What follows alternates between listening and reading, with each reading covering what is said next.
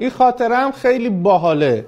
میگه که رضا شاه با کشتی که داشت تبعید میشد به موریس همچنان به این عادت سفت و سختی که واسه مصرف تریاک داشت پایبند بود.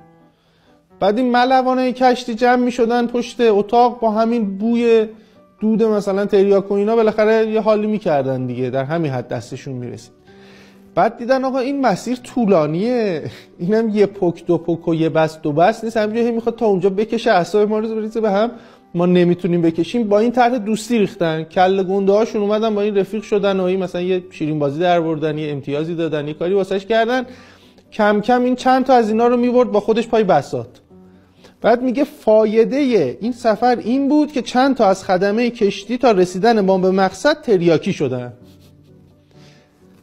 زغال خوب، جنس خوب، رفیق بد، اینجوریه. یعنی اون چقدر بدبخت بوده اون ملوانه.